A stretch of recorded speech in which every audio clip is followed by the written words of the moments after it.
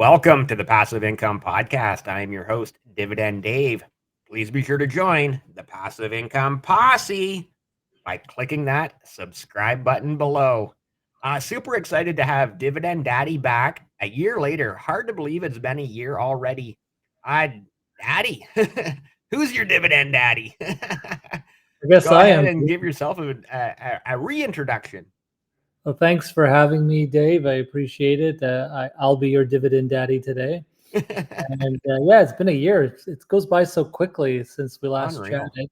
Although we spend a bit of time on Twitter back and forth, messaging and what have you. Thanks for having me. I look forward to our chat today. Yeah, well, and again, thank you as well so much for coming on and spending some of your time with me. I truly appreciate you and every other and all the guests who have been on here. It's been quite like as we alluded to, already a year. You were one of the very first. I think you were episode 2 or 3, so like one of the very first guests. And here we are at like I think episode 117 plus so many live streams as well. And Wow. it's yeah, wow. I've had a great year talking to so many different people about different strategies and their opinions and investing journeys. And I I just can't say thank you enough to everybody who is like yourself, who has been a guest. And now it's really fun to a year later to have a few guests back. And that's kind of we're in November 2023, and that's what's going to happen here on the Passive Income Podcast, having a few people back and sort of seeing what's changed, what's the same, what's different. So I guess right off, from a year ago, is there anything that's really different? It's a good question.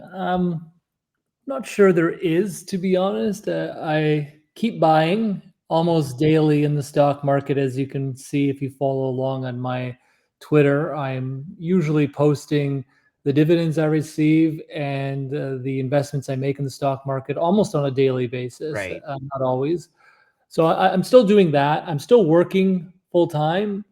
I had planned earlier this year, to transition to more early retirement, work optional. That didn't quite happen. I had an offer from a new employer to come on full time, and the circumstances for that were quite attractive from a salary, bonus, and equity perspective. Right. So that made me stick around a little bit longer, sort of one more year syndrome, trying to tell myself it won't be more than 1 year. We'll see. And It's so hard to say no to the money. If they're offering you like really good money, it's really hard to say no to it, right? yeah, very hard, and the money is very good.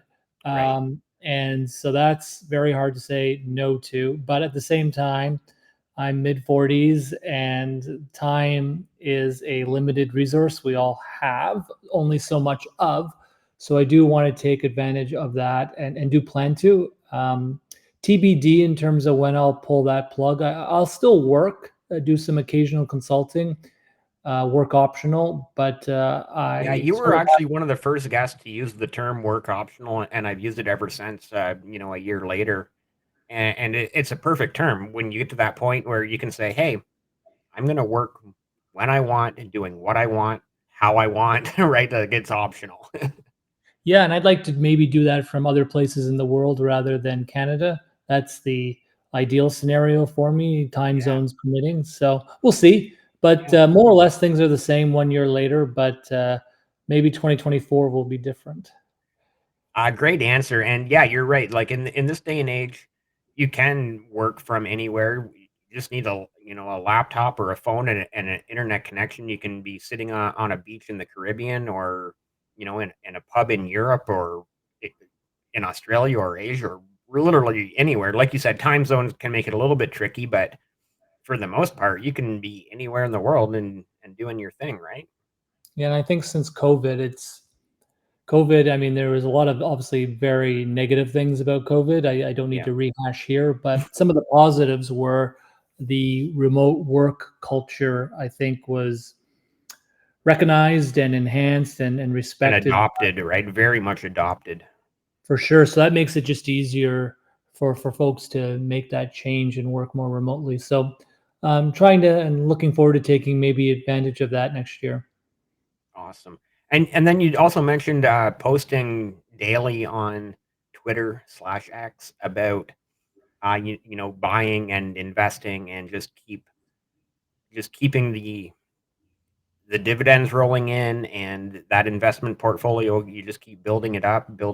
So and yeah, I do see them a lot, like well, pretty much daily I see them, right? So Pretty much. Earlier, I just had a post I put on Twitter about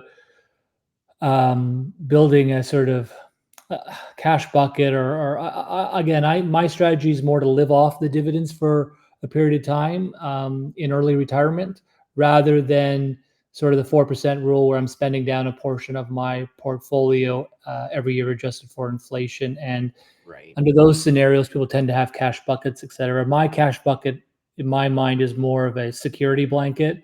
Although I know cash is a drag on your portfolio because it's better to be invested. But with interest rates nowadays in the 5% plus range, mine happens to be 4.5% I'm getting on that cash. I do like to build the bucket up, but that is a relatively recent phenomenon. I plan to start doing that in January of this year, but the market was too attractive hmm, with the stock market down and continuing to head down. Except for today, it's up a lot. yeah, I haven't looked today at went how much. crazy, Oh, it was crazy. It's bonkers, which is nice to see because we've had a lot of stock market down days. But I still invest in the stock market on a regular basis, buying and holding, and yeah. But I'm building a bit of a cash bucket now and going forward. right? And so I want to talk to you a little bit more about your stock portfolio, but I also want to get into real estate because we didn't talk about real estate at all last year when you were on a year ago. And I know that you have some investment properties, and I'm just kind of curious. And I know you have a lot in dividends coming in monthly and quarterly. Would you say combined between your dividend portfolio and your real estate properties, you're over 100,000 in passive income? Oh, I would imagine so. I'd have to add it up, but yeah, Nobody told me there was going to be math. I have yeah, to. probably around that. I would assume. I just started. Well, not just started. I mean, this year I just started a short-term rental in Mexico. So I don't really have full data on how that will perform.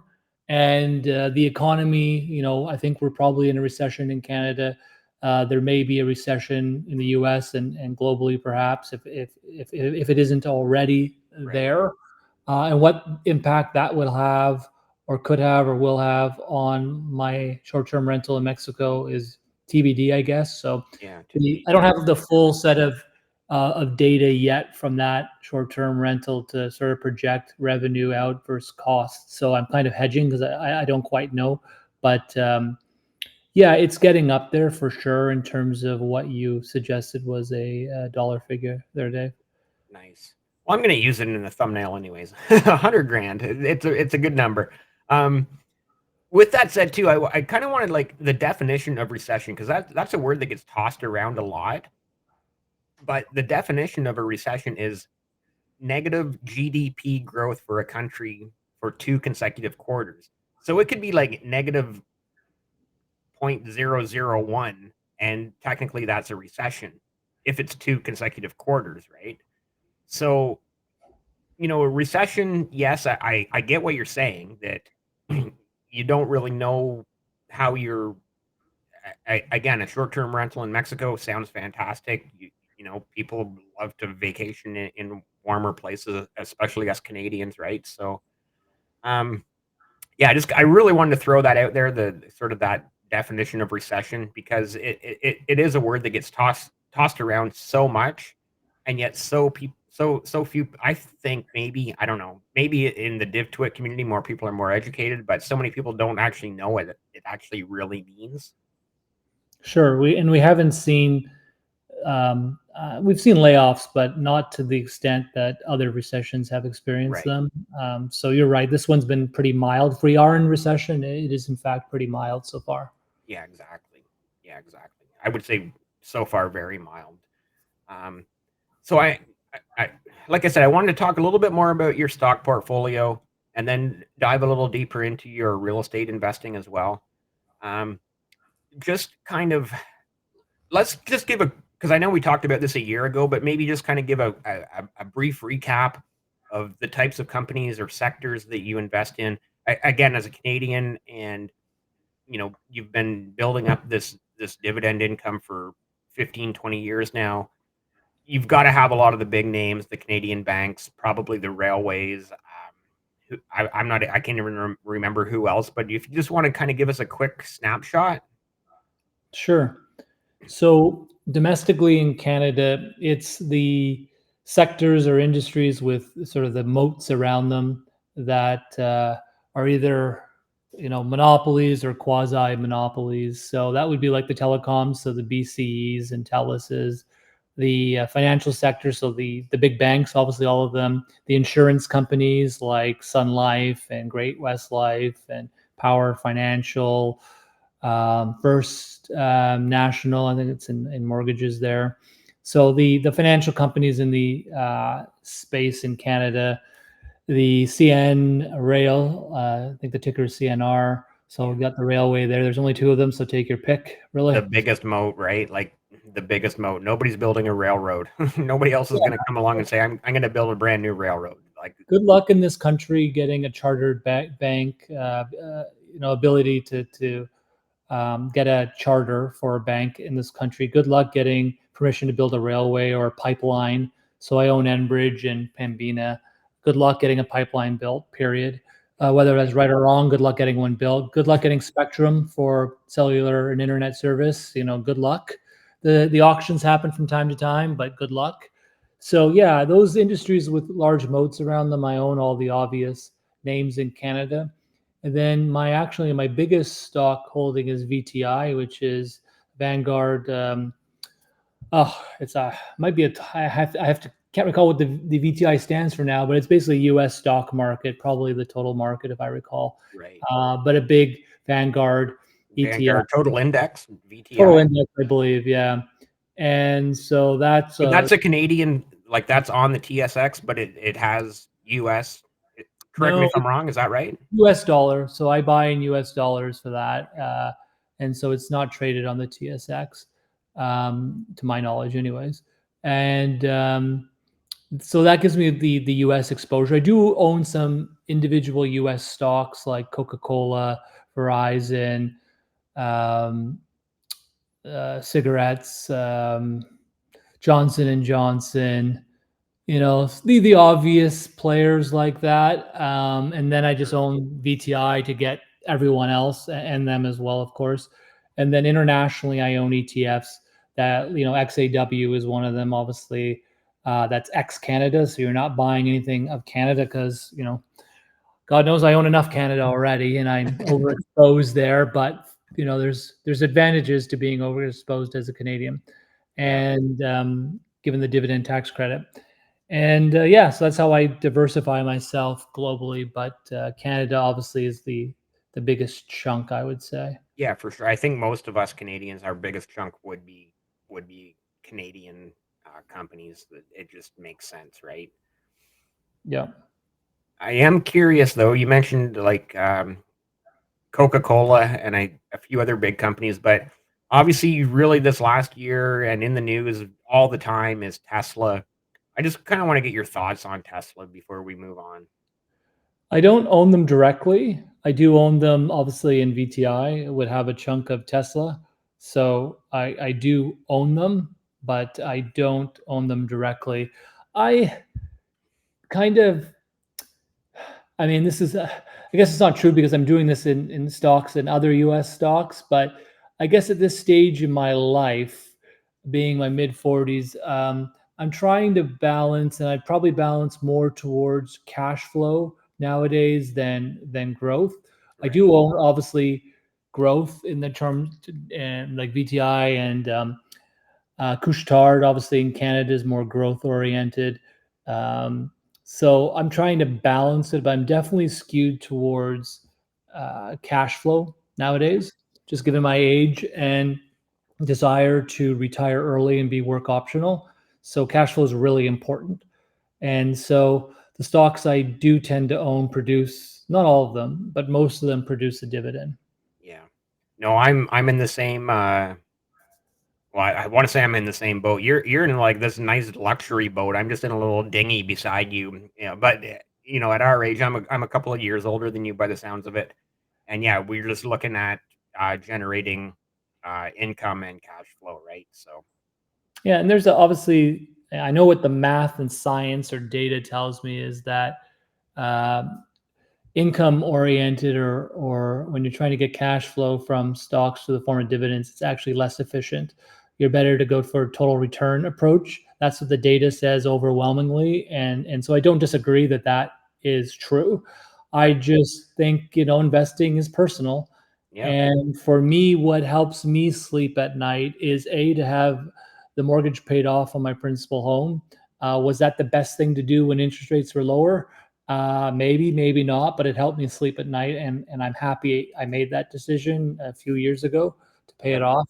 And also the having a bit of a cash bucket, so to speak, in early retirement. Again, it's a drag cash on our portfolio, but it helps me sleep at night. And then the cash flow, the regular, rather predictable.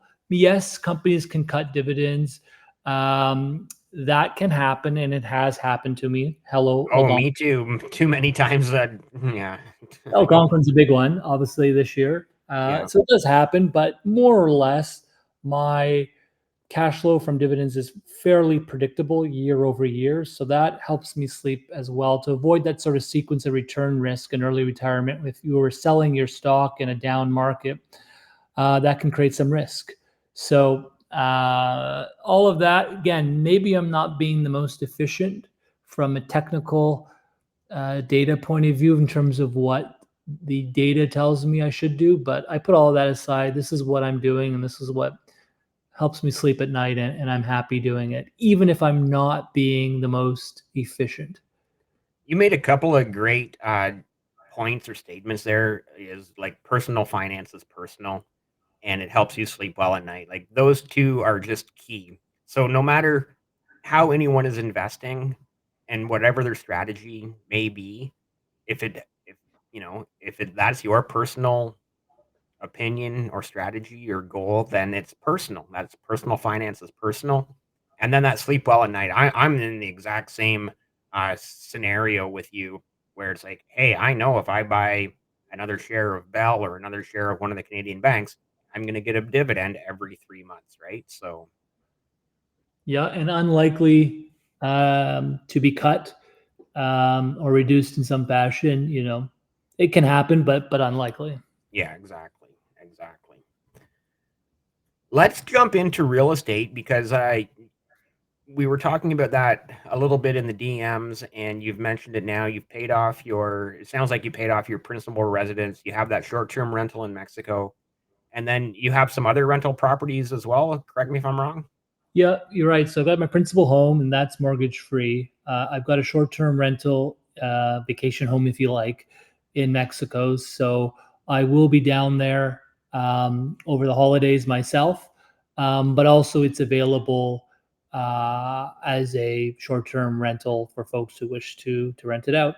Yeah, so And like then it's an Airbnb, it's listed on Airbnb or Verbo or something or it's both. listed on both of them, and maybe other platforms as well. I've got a property manager that handles all of that. Me being in Canada and it being in Mexico makes that challenging. Yeah, Plus yeah. the language barrier, if that is the case in some instances. So no, I have a manager doing that, and I'm happy with that. And then back home here in Canada, I have a long-term rental with a 12-month lease with a renter in it, sort of condo in Toronto. And I had another one that I sold a few years ago and redeployed the profits. I bought these things years ago when prices were much better uh, in Yeah. Toronto than they are currently, and that goes the same with my principal home here, where I bought low, and so didn't have these huge price tags that Toronto homes now have. So I was lucky to get into the market when prices were reasonable, let's say. And so I've still Still got, expensive. Even 15 or 20 years ago, a price of a house in Toronto was still expensive, but you're 100% correct. Nothing like today's prices, right? Where you're just like, oh, just an average little, you know, 1,500 square foot 2-bedroom bungalow is nearly $1 million. And you're like, what? Really? Yeah, Are it's you sure? crazy. It's crazy, but again, if you were lucky enough to get into the market, you would have paid a fraction of that, you know, 10, 15, 20 years ago. Right. So I've still got the one long-term rental in Toronto. I may sell it next year when the lease is up and the tenant moves out. I'll examine. I may even put it on the market and see what I can get. And I do. I'm kind of torn about it.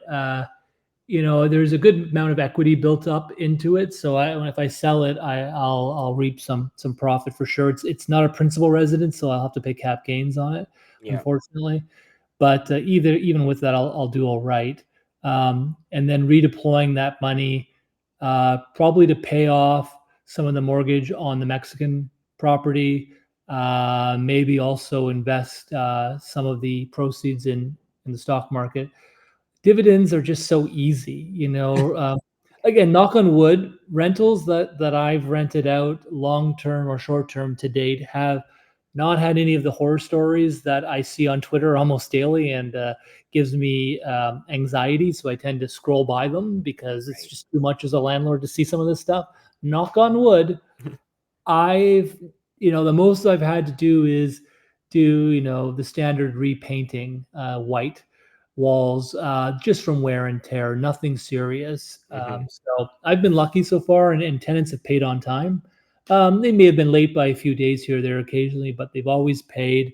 Yeah. And they've kept the place reasonably clean. So I consider myself very lucky. But dividends, Dave, and you know this, they're easy. I sit on my butt at home, or I was in Europe recently on vacation, and the dividends just roll in. They just Uh, keep coming, man. They just keep coming. I do literally absolutely less than nothing. And these companies that I don't even work for just keep paying me whether it's every month or every quarter. It's just, you're right. I can't agree more with that statement, is that they're just so easy. It's so easy, and I do love that. It's stress free. The market goes up and down, but dividends generally Yeah. stay the same or grow. There have been some cuts, but it's just easy. I don't have to stress about what a tenant will a tenant. During COVID, I had to reduce the rent to get a tenant in there because I couldn't get a tenant at the rates the market was charging before COVID. So Right. there was some stress there about whether I'd have to carry that myself, which I could do, Yeah. but Yeah. better to have a tenant in there, even paying less than what I get now in terms of rent. But there's just that stress. Will the tenant pay rent? Will the tenant leave and not pay rent and just stay there and wait the landlord tenant tribunal out because it takes a year or so Oh, to get an appointment in front of them in Ontario? Will they damage the unit? All of that stuff. It's a little bit of anxiety for me, not a lot, but dividends provide none of that anxiety. They just zero, come in. zero anxiety, right? My little babies come in. I get to reinvest them every month or quarter. So I just like dividends. I'm a big fan. Yeah, exactly. I'm just sticking with the real estate. So it sounds like you have your primary residence is paid for. You have the one long-term rental in the GTA, and then you have the short-term rental in Mexico. Is that sort of the am I That's catching sort of the entire real estate portfolio there? that is my real estate portfolio, and I don't plan on growing it any further. Yeah.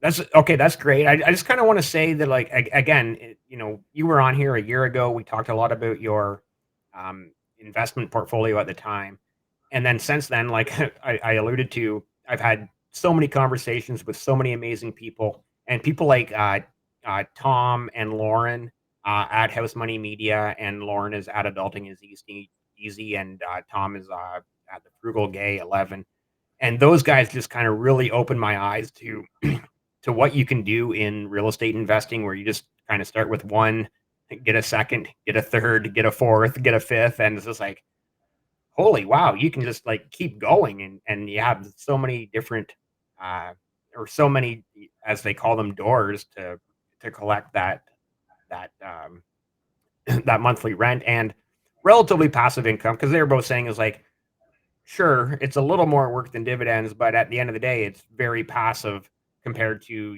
going and working 40 or 50 hours a week at a job, right? Yeah, I agree somewhat. I heard you on the Adulting is Easy podcast. I did listen to that Oh, recently. thank you. Yeah, Lauren is great. I love Lauren. She's amazing.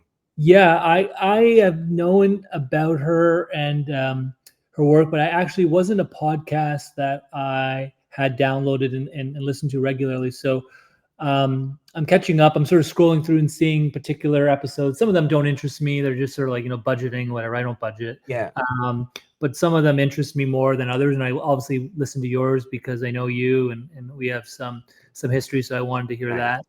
that. Um, there's a, sort of the juxtaposition that I listen to a ton of podcasts, probably too many in the financial space. And Coach Carson, I forget the name of his podcast, but he's a figure, celebrity, quote unquote, in this area. And he has a new book out, or relatively new book, called The Small and Mighty Investor. Hmm. And it's about like, hey, you don't need 100 doors. You need, I don't know, five or whatever, number you need, but a small amount. And you can be a mighty investor and earn enough money if you've done it well and done it right, and create that passive income stream on a small amount of properties, less stress, less headache, less risk in terms of overextending yourself in terms of mortgages and what have you. So Right. I kind of like that approach to small and mighty investor. Again, maybe it's just a function of age, but like I realize I'm never going to be a professional hockey player. I'm never going to be a trillionaire. I am a millionaire. I'll never be a billionaire or trillionaire. I mean, maybe it will happen one day. I doubt it. And, that's okay. I just want a life where, again, I can't afford a yacht, nor do I want one. I don't have my own private jet, nor do I want one. But I would like to be able to pick up on a whim and fly somewhere and stay at an Airbnb and dine out and sometimes eat nicer meals at nicer restaurants and sometimes eat a taco on the side of the street and not have to Yeah. think or worry about any of that. And if I can lead that life, and I'm probably sure I can and maybe do already, I don't know. That's for others to judge. But, if I can do that, I'm happy. I'll forego the yacht. I'm sure you could afford a really nice boat if you really wanted to. I don't want a boat, Dave. I don't even have a car. I Oh don't, yeah, that's right. Yeah, don't I've own a car. seen I've you. never owned a car in my life. Really? Wow. Never, never. Wow. Bad investments, and also I've lived in cities. Yeah, so Maybe you've always had access to public transit and taxis and anything else and well nowadays Ubers and Lyfts and whatnot to get around, right? yeah, absolutely. It's easier living in a city, and also I don't have a family with kids that you need to ship around to whatever things that they've Yeah, got. soccer games and hockey practice and baseball tournaments and dance class and whatever else, right? Exactly. So a car just hasn't been a need for me, and it's an expense I'm happy to avoid. I've got a bike, and I'm very happy on my bicycle, except lately because the weather has gotten a little bit chillier, as you know. Right. And I think you got some snow too, Dave. So I sure did. Wow, I couldn't believe that the other night. It was like I noticed the flurries and then an hour later I'm like the whole backyard is covered. I thought the flurries like it was end of October and I'm like I just thought it was a few flurries, didn't think anything of it and then I'm like an hour or so later it's like wow, the whole backyard is covered. It's like I think I saw a photo that you maybe posted on Twitter with this. yeah. I was shocked. I thought, okay, you had mentioned flurries. I thought, okay, they're melt when they hit the ground, Yeah, right? that's what I was thinking too, right? That was some pretty substantial cover for October. Yeah, exactly. All right, cool. So we've talked really a lot about your real estate, and I really like that. What you said, the small but mighty investor. I believe that was the title. Small But and mighty. just having a few properties so that you're not overwhelmed. I think is maybe what we're getting at there is like you don't need to have. Hey, you know what? If you have if having 10, 15, 20 doors is your thing, all the power to you. But if you have 1, 2, 3, hey, you know what? And you can manage that and that's your thing. Good on you for going that way as well, right? Yeah, totally. It just makes the point that you see a lot of folks on Twitter, and they've got 100 doors or 4,000 doors, and you don't. And look, everyone's got their own personal finances, personal, so you got different goals. But if your goal is I don't know, $500,000 a month in passive income, you're going to need a few doors. Right. But if Yeah, yeah. if you don't have that kind of goal, and I think most people don't, a few doors here or there, maybe a bit more, can get you where you need to be.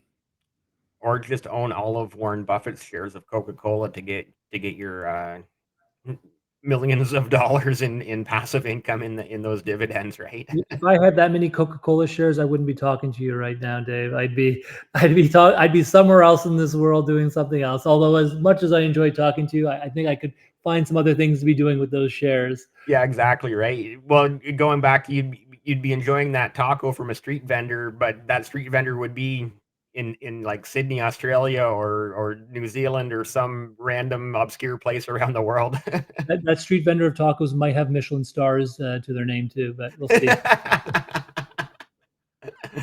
Nice. Excellent, excellent. Okay, I do wanna kinda circle back to just, stock investing and the so dividends, I guess, primarily, but so we've seen a lot in the last year, interest rates, inflation, crazy economic times, if you will.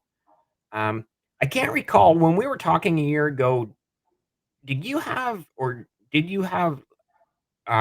like RioCan or Smart Center or anything like that? And how is these interest rates and inflation affected you, if at all?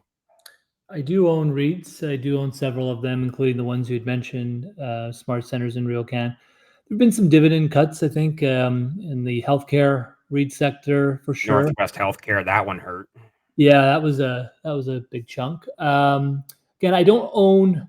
I'm rather diversified across REITs, and they're not the biggest chunk of my portfolio. I also own the Canadian. I can't recall the ticker symbol right now, but it could be XRE if I'm going totally by memory here, but it's a sort of the ETF of REITs in Canada, and then I own the Vanguard REIT ETF in the US, and then of course some individual REITs like Smart Centers, RioCan, etc., in Canada. So I do have exposure to it, but I'm also diversified in terms of owning ETFs because of that risk where there's cuts across the sector, or the sector just is underperformed this year. But that's a Yeah. function of interest rates and what have you.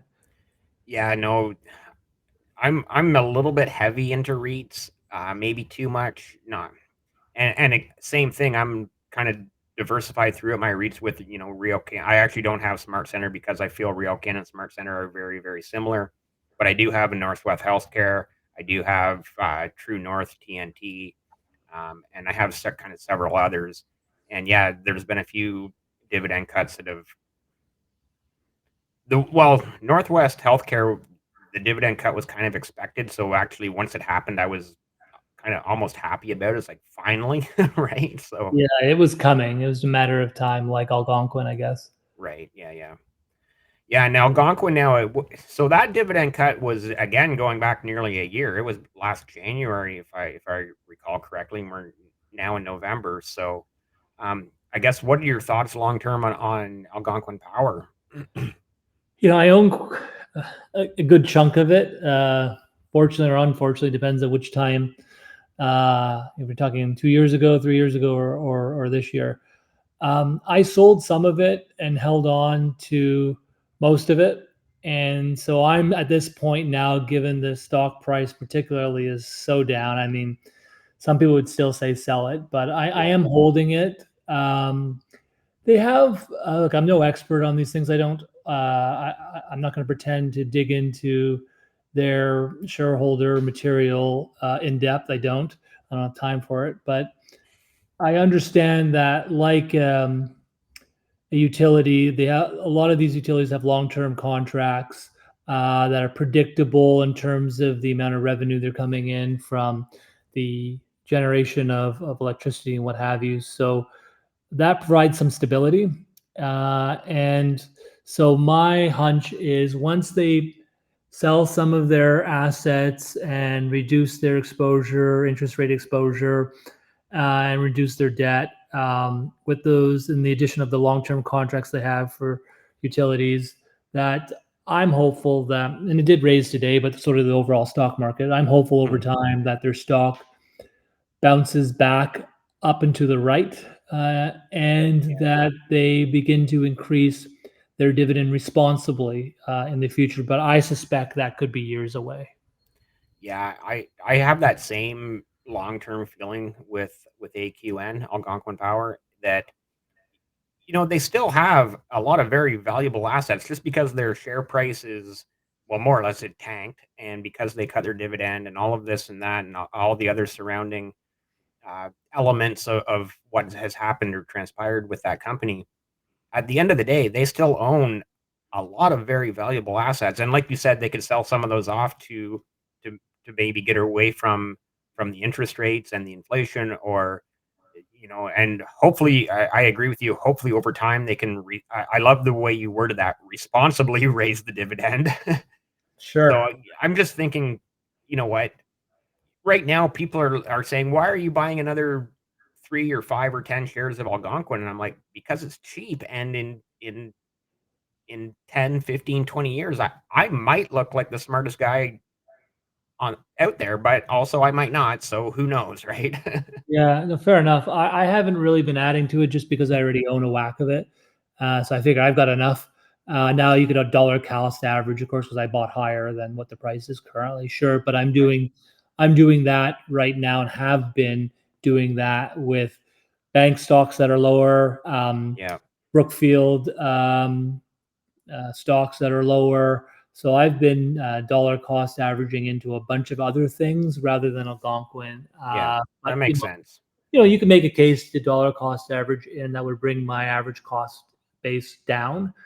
But I'm a little hesitant. Yeah, I can understand that. If you already Um, have, like you said, a pretty sizable chunk, why would you be buying another 100 or 200 or 500 shares or whatever when you're already, um and again, I without knowing the numbers, I know that you're down. You're telling me you have a sizable chunk of them, and it went from 17 or $18 down to 6 or $7. So it's like, yeah, I get it. That I get it. yeah, there's just more attractive things for me right now to be investing in, given the stock market has been Yeah, down. Except for today, it's up a lot, but has been down, and there's just a lot of yields that are higher, and I'd rather put my money in other places than Algonquin, which is, bitten me once, so I'm twice shy. yeah, understandable. 110% understandable. And with that said, too, dollar cost averaging is great because, like, at the end of last year, the December of 2022, I started a couple new positions, and the prices seemed reasonable at the time, but pretty much all of 2023, as I've been in the accumulation phase of those particular companies, I've been dollar cost averaging down all year. So I was like, okay, well, eventually, and it just for full disclosure, it's Bell and Scotiabank, so BCE and BNS, and we know that they're solid, strong Canadian companies that have been around for over 100 years each, and I don't feel they're gonna go anywhere anytime soon. I feel very safe with that they're probably gonna continue raising dividends and not cut them anytime soon, so I've been very happy to dollar cost average down on those 2 companies for all of 2023. Oh, absolutely. I talk to friends of mine, personal friends, not sort of friends on Twitter or social media, friends in the real world, if you like, Yeah, and IRL friends. IRL friends, and it's just not all of them, but a number of them. They're like, oh, I'm like, buy, the stock market is down, buy. And they're like, oh, why would you buy now? And I'm like, come on, guys, this is the time you want to buy. Uh, Yeah, if you don't have a position, it's a great time to get in. Yes, you catch a falling knife sometimes, but the prices, we know the stock market goes up and to the right historically. These are just sort of bumps in the road, some yeah, turbulence on the flight, and the flight will land smoothly, hopefully, and they usually does, at least historically. And the stock market, so I keep buying. Like I say, almost on a daily basis. And yes, the stock market for much of this year has been down the next day, and I've quote lost money. Although you never lose until you sell right. on stock. That's another great point. You never lose until you sell.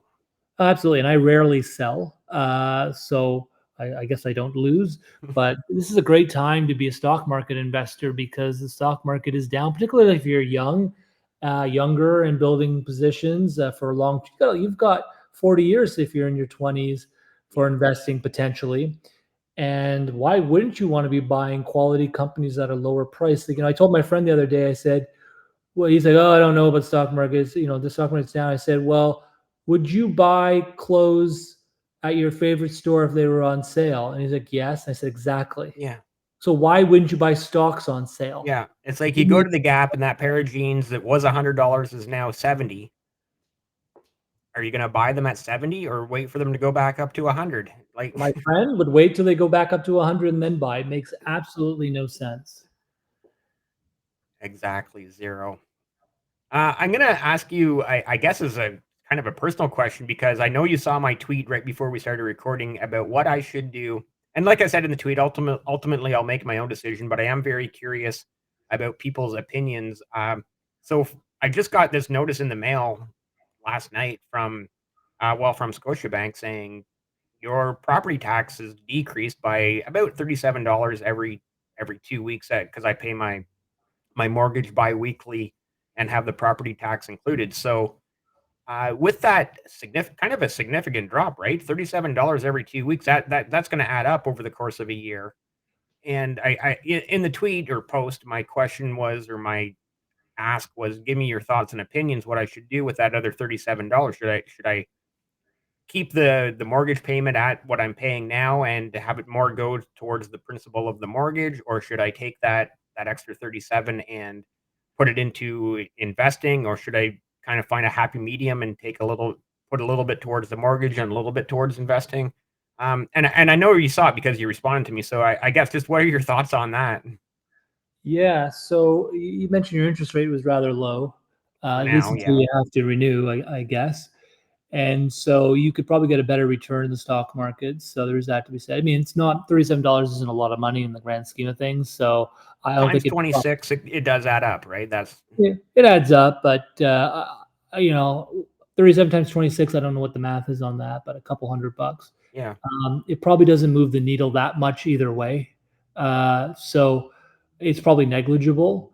But interest rates are low. So again, if you had 3 months left in your mortgage, and I'd be like, just dump it on there and get rid of that mortgage. But it right. sounds like your mortgage might be hanging around like that drunk cousin who stays too long at your party. But in the end, it's probably negligible. But you know, I, Yeah. I don't know if it matters really in the end. But you could probably get a better return in the stock market just given your low interest rate. Okay, interesting take. I appreciate that. I appreciate that. And I do want to, I'm going to bring up some of your social media links. So, first I have here is your link tree. Yes. You can find Dividend Daddy. Check out my blog here. Follow me on Twitter. Follow me on Insta. Wealth Simple. Uh, Invest in real estate for as little as $1. So I will put this link in the description below. But I guess anything you want to shout out here, the blog, I'll bring up your Twitter here in a second as well. Sure. It's the Twitter is a Dividend Daddy one, so at Dividend Daddy and the number one, and then my blog is at www.dividenddaddy.ca. So you can check those two things out. I do tweet a lot, I think, and so if you're gonna follow along anywhere, I think Twitter is a great place. I do respond to replies on Twitter or direct messages if that's the case. So happy to Okay. engage there. That's probably the social media platform. No, it's not probably, it is. It is the social media platform I like the best, probably because it's largely text based, which I tend to prefer. Right. Uh, and it's just one I like. So I use that the most. Yeah. So I will put that link tree in the description below so you can find Dividend Daddy on all the socials. But here is the Twitter as well. And I see you are getting very, very close to the 5-digit club. I am. I can see that. I watch that, and it does tick up. And if there's something, I just did a recent interview with Nomad Numbers. And so they emailed out that interview to their It mail. actually just went up one while we were talking. It was 33 and it just went to 34. Oh, nice. Maybe it's somebody that's who knows where they're coming from. But I did an interview with Nomad Numbers about my future plans for a bit of a nomadic life, if I can avail myself of that in the future. And so they emailed that out to their listserv. So I'm Wow. thinking that might have got me some Yeah, exposure lately as well. helps. 3 university degrees. You're a smart guy. Well, I don't know about smart, but I definitely have the 3 degrees. So How have I not liked that one already? This one down here I've already liked. yeah, This is you from 8 hours ago. 9 shares, 4 shares, 1 share, and then fractional shares of Royal uh, Scotiabank and that VTI you were talking about earlier. Yeah, I was talking. Where was I talking to somebody the other day about? They're like, oh, it was a colleague at work, a younger colleague. I think they're about 22 years of age, and they said, oh, they don't really have any money. And I said, you know what? 20 years ago, you had an excuse because it was harder to invest. But I said you can invest in fractional shares, so you don't even need a dollar. Right. You need whatever you maybe the dollar is a minimum. I don't I know, think but it is a dollar, but make a still, you're difference. right. Like everybody, you You can can find a pull, dollar in your couch cushions yeah, or in the you know in and, your and the apps. console of your vehicle. You can find 4 quarters. Oh, absolutely. The apps make it so simple to purchase a share or a fractional share. There is no excuse anymore for when people tell me, "Hey, I don't know how to invest, or I can't invest, or I can't afford it." I, I think it's more laziness than anything because do a quick Google search. The internet, the amount of information how to get started is all out there. You don't have to go to a library, find the book, take the book out, ask somebody. It's all there on the internet. And platforms I happen to use Wealthsimple as one brokerage makes it so simple with your smartphone to invest in even fractional shares. There's really zero excuse anymore for folks not to be investing and from an early age. I would agree 110% with that. I also use Wealthsimple, 0% commission on any trade, and it just goes back. So I've referenced this so many times. You've probably heard me talk about it. I think it's around episode 40 or 41 of the Passive Income Podcast. Master P, who is on Twitter at OptGuru, he came on and he talked. He's around our age, and so he talked about what it was like investing in the 90s and how he would carry around a roll of quarters so he could find a payphone to call his stockbroker, and he would have a 16-digit pin written, like scribbled down on a piece of paper in his wallet to recite on the phone to his stockbroker, right? And then paying like $50, $60 per trade. And so the times have just phenomenally changed for the better to make things so much easier. And and this guy, I guess I sorry, we're gonna say something? Nope, no, I was just gonna say totally. It's. I mean, I wasn't investing when I had to phone a broker on a phone, but On I a did have payphone. yeah, payphone. But when I started investing, it was filling out paper forms, mailing them in. Uh, Right. and it was not a straightforward, simple process like it is today. Yeah. So, And then you've probably seen also, I've talked to so many very young, well, to us, they're very young people who I like to refer collectively to as the young guns here in the investing space, between 18 to 25 years old. And some of these young adults are just doing amazing things. And I've kind of reiterated that to them so many times. Is like, it's so easy for you now. You have these apps on your phone. You can look things up on Google and YouTube and Investopedia and all these other. You can go to every single company that you want to invest in. You can go to their website and see and look what they're doing. And you just have all this information right at your fingertips. Whereas back in the day, like we just didn't have that, right? yeah, I'm really impressed. I follow some young people in their 20s on Twitter, and their net worth is, understandably smaller than mine, but But they're impressive for the age oh, they're at as well. absolutely impressive. I see young people in their 20s with $100,000 net worth or in that range. And I can tell you, when I was at that age, my net worth was Not a hundred negative. thousand dollars. It was not 100,000, it was negative.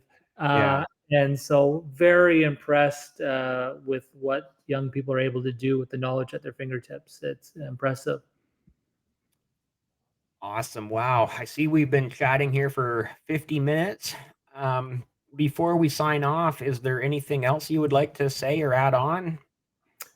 No, not really. I appreciate you reaching out and for being on here again. It's always fun to chat to you, and I do look forward to an opportunity where folks that I follow on social media in Canada can get together, hopefully in the real world, and it would be great to spend some time in the real world. I know there Yeah. are a few folks in the sort of financial independence, retire early community that I do get together with in the real world, and that's just fantastic to be able to get together with like-minded people that Yeah. are sort of struggling, if you like, if that's the right word, with early retirement or moving towards that, or some are further down that road than others. And it's hard for me to have these conversations that you and I have, Dave, and that I have with other folks in the financial independence retire early fire community in Canada, because most of my friends that I have in the real world are not friends that invest or invest regularly or think about these things in any Yeah. substantive way. And if I do bring it up, they kind of, they dismiss it, or they think I'm privileged, or whatever the case might be. I just made different decisions than they did. So I Yeah. really enjoy the opportunity, Dave, to be on here chatting with you on your podcast. Awesome. Thank you. I appreciate your time as well. I will mention that there's another person in the dividend investing community on Twitter who lives close to me, and we've been talking about trying to do a meetup to hopefully get a few others that are we know are in our area. But hey, you know what? Toronto isn't that far away from us as well, so we will keep you posted on that. Please Um, do. Definitely, definitely. Thank you so much for your time. Thank you so much for coming back and talking again a year later. We'll see you in a year, maybe less. Maybe we'll have you on one of the live streams. The live streams are so much fun. Having a few people sit around the round table and just throw ideas and opinions and strategies and everything else back and forth. And with that said, I just want to say, Passive Income Posse, turn that cash register around. T-shirts, and then of course over at Buy Investing Shirts, you can receive a free Passive Income Posse, turn that cash register around coffee mug with a purchase over $100 Canadian. So any American out there, that's like $70. Go crazy, go shopping. Buyinvestingshirts.com. Use code word posse for 5% discount, and the link will be in the description. So thank you so much for watching. If you're still here 50 some minutes later, I truly appreciate you being here, and thank you so much for watching, and be sure to like and subscribe. And thanks, Daddy. Thanks, Dave.